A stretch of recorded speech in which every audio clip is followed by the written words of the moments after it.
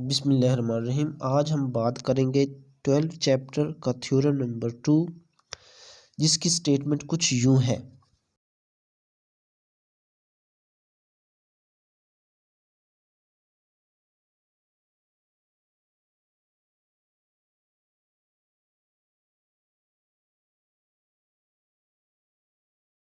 ये जो एक ही कता दायरा में वाक़ हों बहम बराबर होते हैं। ये थ्योरम समझने के लिए आपको पहले थ्योरम का रिजल्ट याद होना चाहिए। किसी भी थ्योरम को समझने के लिए जो इम्पोर्टेंट चीज़ होती है वो उसकी फिगर होती है। सबसे पहले हम फिगर बनाएंगे, उसके बाद अगले स्टेप चलेंगे। सबसे पहले हम दायरा बनाएंगे। हमने दायरा बना लिया। स्टेटमेंट की तरफ चलते हैं कि कता दायरा में वाक़या बहम बराबर होते हैं ज़ाविये, जो एक ही कता दायरा में, तो मतलब कोई से दो एंगल्स होंगे इस दायरा में जो बहम बराबर है। वो हमने प्रूफ करना है। वो कौन से एंगल्स हैं? शेप फिगर जो है ना वो इस तरह से बनेगी। ये मैं यहाँ से या ये इसी तरह एक मैं यहाँ से लेके जाऊँगा, मैं इसको ऐसे बनाऊँगा। ये हमारे पास दो एंगल्स बन गए। इनके नाम मैं लिख देता हूँ, इनके नाम दे देता हूँ। दो एंगल होंगे। आपको थ्योरम 1 की स्टेटमेंट याद होगी कि ऐसे जो एंगल्स किसी भी दायरे में होते हैं वो सबटेंडेड एंगल होते हैं, महसूर ज़ाविये होते हैं। तो महसूर ज़ाविये का रिजल्ट जो है ना वो आपको याद होना चाहिए थ्योरम 1 से रिलेटेड। अकॉर्डिंग टू स्टेटमेंट हमें सबटेंडेड एंगल प्रूफ करने के लिए सेंट्रल एंगल की ज़रूरत होगी, यानी कि मरकज़ी ज़ाविया की ज़रूरत होगी। तो यहाँ पे हम इस सर्कल का सेंटर लेंगे, जिसको आप ओ से ज़ाहिर करेंगे, और इस पे कुछ आप अमल करेंगे कि ये जो ए पॉइंट है इसको आप इस सेंटर से मिला दें और बी को भी किस से मिला दें, ओ से मिला दें। तो ये आपका जो एंगल बनेगा ये मरकज़ी ज़ाविया कहलाएगा, सेंट्रल एंगल कहलाएगा। इसकी मदद से हम ये दो एंगल को प्रूफ करेंगे। तो आपको फर्स्ट थ्योरम की जो रिज़ल्ट है वो आपको याद होना चाहिए। वो थ्योरम 2 को प्रूफ करने के लिए आपको थ्योरम 1 की स्टेटमेंट जो है ना वो पता होनी चाहिए और उसका रिजल्ट पता होना चाहिए। क्या था कि जी किसी भी दायरे में जो मरकज़ी ज़ाविया होता है वो महसूर ज़ाविये से दो गुना होता है। ये रिज़ल्ट आपको पता होना चाहिए। और रिज़ल्ट क्या था जी, ये ज़हन में रखें।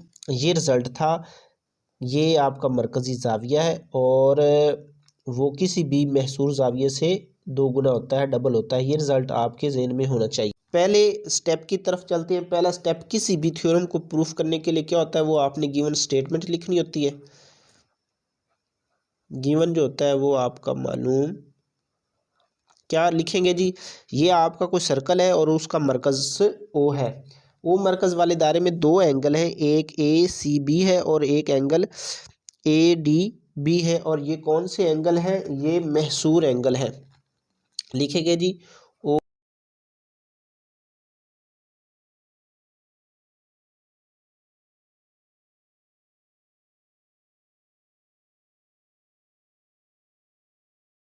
ओ मरकज़ वाले दायरे में एंगल ए सी बी और एंगल ए डी बी जो है वो महसूर है। तो हमें वांटेड क्या है जी, ये दो, यही जो एंगल दो बन रहे हैं वो क्या होने चाहिए जी, बराबर होने चाहिए। ये हमें ये हमने प्रूफ करना है जी।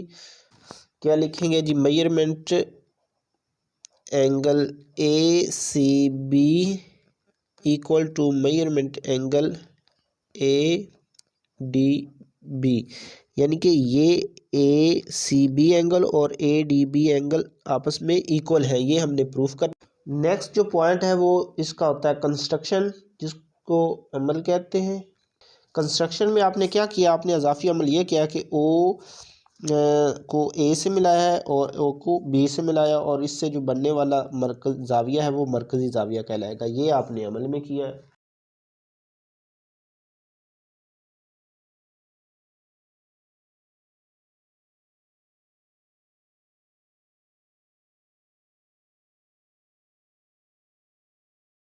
अमल में हमने स्टेटमेंट लिख दी है कि ओ को ए से मिलाया और ओ को बी से मिलाया, और इस तरह ये आर्क जो है आपकी कॉस, इससे बनने वाला जो एंगल है वो AOB, ये कौन सा सेंट्रल एंगल मरकजी जाविया कहलाता है। ये हमने अमल में किया है। इसके बाद हमारा फोर्थ स्टेप होता है प्रूफ होता है जी, सबूत। उसमें आपने कुछ बयान करना, स्टेटमेंट देनी होती है और उसके आर्गूमेंट्स देने होते हैं, दलाइल देने होते हैं।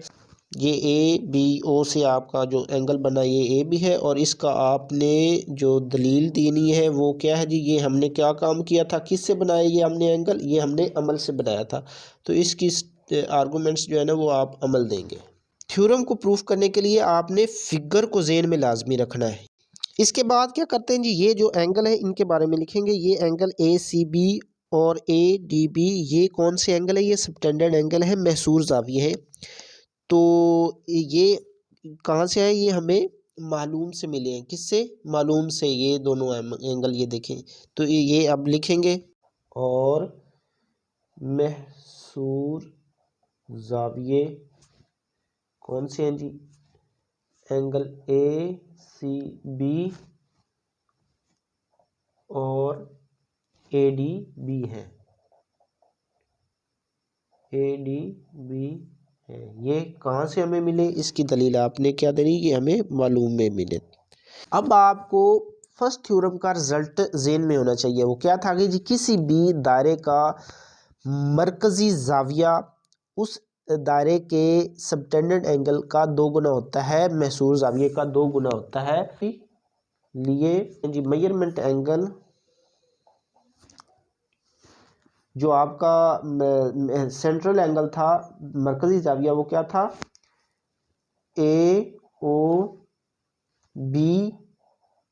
क्या होता है जी, किसी भी सबटेंडेड एंगल का 2 गुना होता है, तो 2 से मल्टीप्लाई करेंगे और मेजरमेंट एंगल एक ये सबटेंडेड एंगल लिखेंगे, या ACB लिख लें या ADB लें। तो हम मेजरमेंट एंगल ACB लिखेंगे। ये हमारी पहली इक्वेशन होगी।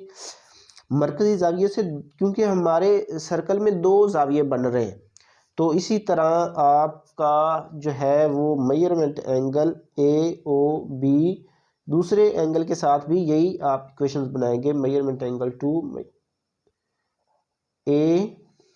ADB, इसकी आप जो दलील देंगे, या तो आप ये दलील देंगे कि ये प्रॉब्लम थ्योरम नंबर 1 की रूह से या थ्योरम नंबर 1 की मदद से,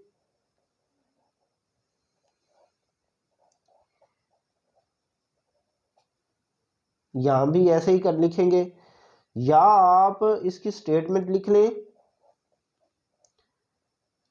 या ये आप दलील देंगे कि किसी भी दायरे का जो मरकजी एंगल होता है वो महसूर जाविये का डबल होता है। इसकी आप इस तरह भी दलील दे सकते हैं कि किसी भी दायरे का जो सेंट्रल एंगल होता है AOB वो किसी भी सबटेंडेड एंगल का 2 गुना होता है। तो ये 2 सबटेंडेड एंगल थे, ये भी दे सकते हैं दलील। नेक्स्ट आपका ये 1 और 2 को आप कंपेयर कर लें। लेफ्ट हैंड साइड इनको इक्वल है तो राइट हैंड साइड भी इक्वल होंगे। तो 2 मेजरमेंट एंगल ACB इक्वल ये इसके 2 मेजरमेंट एंगल ADB। और ये आपने इसकी दलील क्या देनी कि इनका मुवाजना करने से या इनकी मदद से, 1 और 2 की मदद से, 1 और 2 की रूह से। अब ये देखिए 2 2 से कैंसिल हो गया और मेजरमेंट एंगल ACB इक्वल आ गया जी मेजरमेंट एंगल ADB। ये यही हमने क्या करना था, प्रूफ करना था। यही चीज़ हमने प्रूफ करनी थी कि ये ACB एंगल ये किसके बराबर होगा, ADB। ये के हमारा थ्योरम कंप्लीट हो गया।